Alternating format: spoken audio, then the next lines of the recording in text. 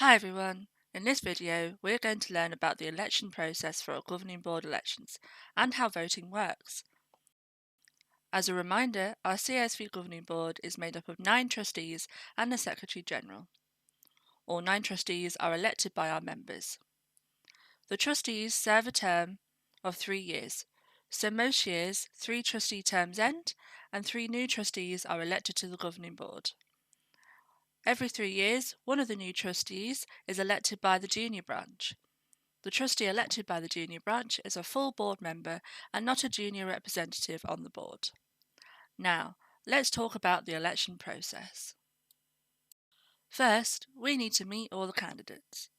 All candidate information gets published online. You can go to our website to see who the candidates are and view their introduction videos, or search on My CSV for their application packages. The election itself takes place virtually in July. A voting window lasts for 1 week. In some years, there is just one voting window, but there can be more than one. For example, in years when the junior branch elects a candidate. The final results will be published within 1 week of the voting window closing. Please bear in mind that only full members have voting rights. Please look at the info file C15 on csv.org for more details on voting rights. So, now we know about how you can get to know the candidates, but how does voting work? CISV International uses ranked choice voting for the governing board elections. Let's explain how this voting system works. For that, we're going to give you an example. So, in this example, we have the yellow moose, the green cat, the blue apple, and the purple coffee. Instead of only voting for your favourite, you get to rank them. So I would say that the yellow moose is my favourite and rank it as number 1. But if I can't have the yellow moose, I'd rather have the green cat. And if neither of those wins, I'd rather have the purple coffee. And if not that one, I want the blue apple. If I wanted to vote no for the blue apple, I just wouldn't include it in my ranking. Now, let's count everybody's votes.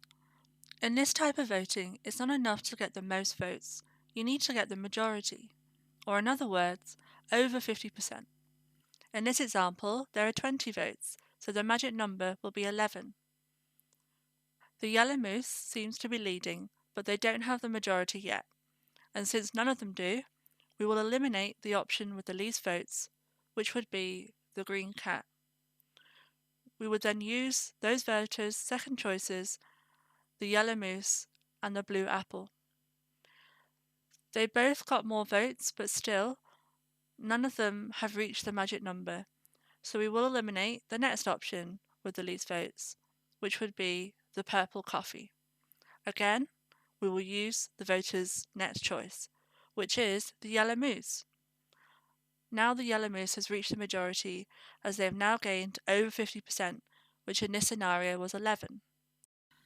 If there is more than one candidate being chosen in a voting round, then the yellow moose would be removed since they have now been elected, and the count would begin again from the start using the same rules to find out who else is elected.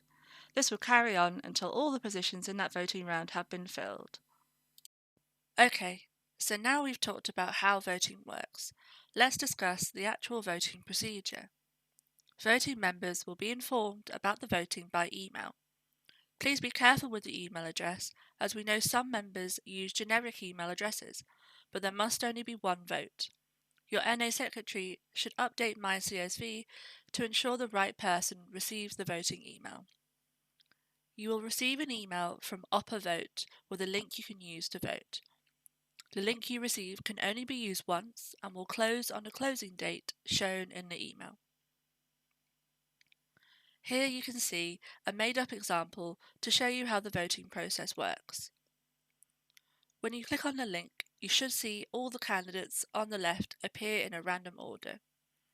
You will need to add the candidates on the left to your ballot box by clicking Add in the order you would like them to appear. You can remove candidates and add them again in a different order until you click Vote. You are free to leave a candidate off your ballot, which will count as a no vote, but please rank every candidate that you want to vote yes for, even if that means ranking more candidates than there are positions. When you're happy with your order of priority, with number 1 being the highest, click Vote. After clicking on Vote, your final ranked order will be shown. Click Confirm to cast your vote. You will receive a confirmation email when you have completed voting. So, now you know how this process works. Happy voting! And if you have any questions, don't hesitate to ask.